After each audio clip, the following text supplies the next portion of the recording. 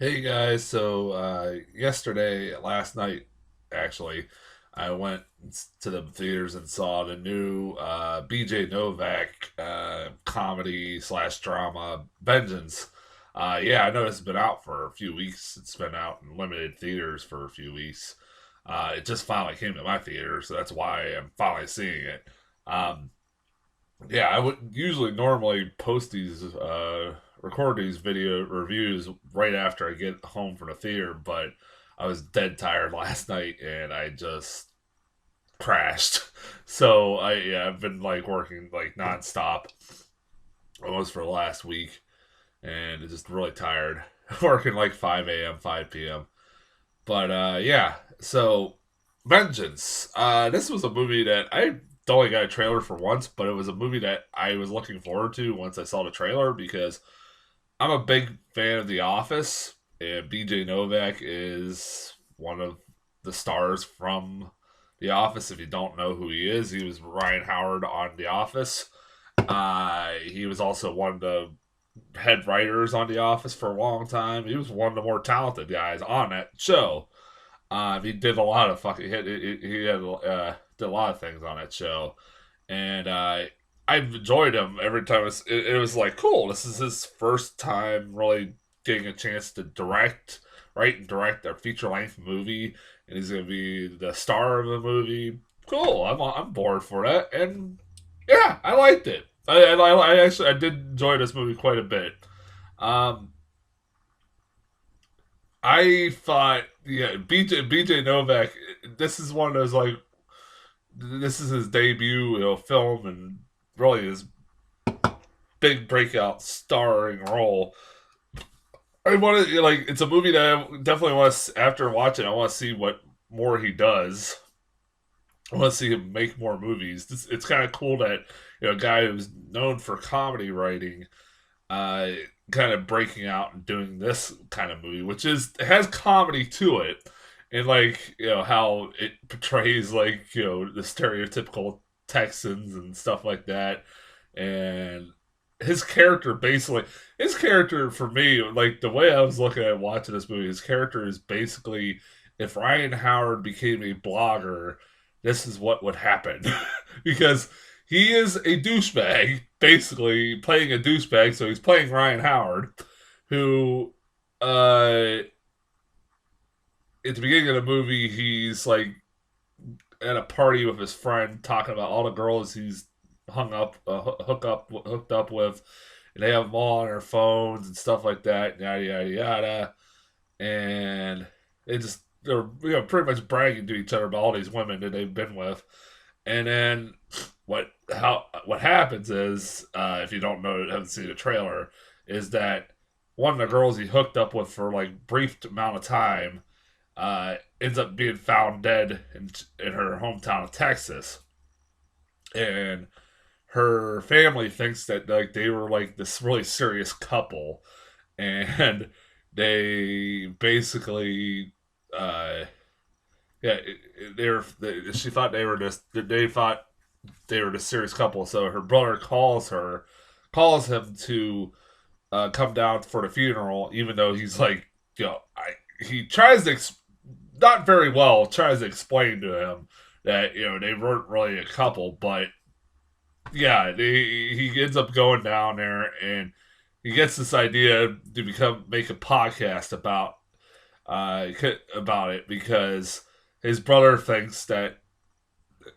the autopsy says that the cops in the autopsy say that she OD'd, but her brother doesn't believe that he got OD'd.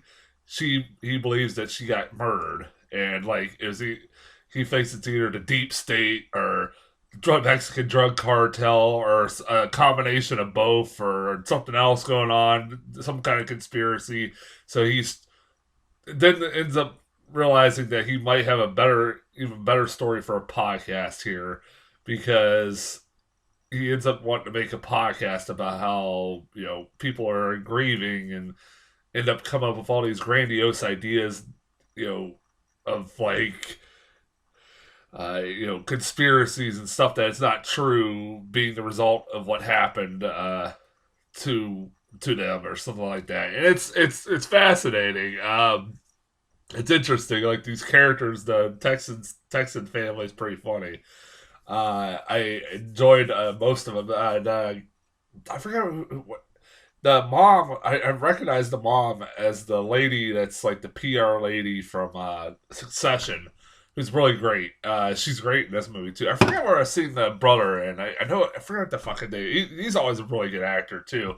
You got Ashton Kutcher is like this music mogul in this Texas town who's like this kind of philosophical jackass. Although at the same time, he kind of comes off very likable. He's like this music mogul in this Texas town that because the girl was a singer and BJ Novak interviews him and stuff like that. It was kind of cool seeing Ashton Kutcher and something. And Isa Rae plays BJ Novak's like producer or whatever, and she's pretty. She's always really good in everything she's in. I I like the commentary on like it was a fun little commentary about like it had a pretty good deep little message to it about how like I said they sometimes people come up with some grandiose ideas when they don't want to accept reality of what really happened to their loved ones. Sometimes that shit happens, and not just in death, like in deaths, but like in different things. And I like the characters, even though they were kind of stereotypical Texans and stuff like that. But it was, you know, I don't think it's far fetched what how they're in their portrayal of Texans. The one thing I will say that I know I've seen a couple reviews pop up saying they liked the movie, but the last act of the movie kind of fell apart. I've seen that pop up quite a bit, and I can see what they're talking about because at one point in this movie, I thought they were going to end. They were going to go on like a very. They could have just ended at a certain point where you kind of get what message that they're trying to say in the movie, and honestly, it would have been fine if they just ended it there.